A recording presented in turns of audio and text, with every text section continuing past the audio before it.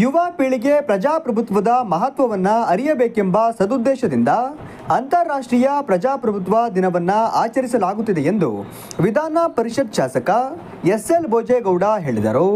ಜಿಲ್ಲಾಡಳಿತ, ಸಮಾಜ ಕಲ್ಯಾಣ ಇಲಾಖೆ ಹಾಗೂ ಯುವ ಸಬಲೀಕರಣ ಮತ್ತು ಕ್ರೀಡಾ ಇಲಾಖೆ, ಪ್ರವಾಸೋದ್ಯಮ ಇಲಾಖೆ ಹಾಗೂ ನಗರಸಭೆಯ ಸಂಯುಕ್ತ ಆಶ್ರಯದಲ್ಲಿ ಇಂದು ಬೆಳಗ್ಗೆ ನಗರದ ನೇತಾಜಿ ಸುಭಾಷ್ ಚಂದ್ರ ಬೋಸ್ ಜಿಲ್ಲಾ ಆಟದ ಮೈದಾನದಲ್ಲಿ ಅಂತಾರಾಷ್ಟ್ರೀಯ ಪ್ರಜಾಪ್ರಭುತ್ವ ದಿನಾಚರಣೆಯ ಅಂಗವಾಗಿ ಆಯೋಜಿಸಿದ್ದ ಸೈಕಲ್ ಜಾಥಾಕ್ಕೆ ಜಿಲ್ಲಾ ಪಂಚಾಯಿತಿ ಮುಖ್ಯ ಕಾರ್ಯನಿರ್ವಹಣಾ ಅಧಿಕಾರಿ ಕೀರ್ತನ ಹಾಗೂ ಮತ್ತಿತರ ಅಧಿಕಾರಿಗಳೊಂದಿಗೆ ಚಾಲನೆ ನೀಡಿದ ಬಳಿಕ ಅವರು ಮಾತನಾಡಿದರು.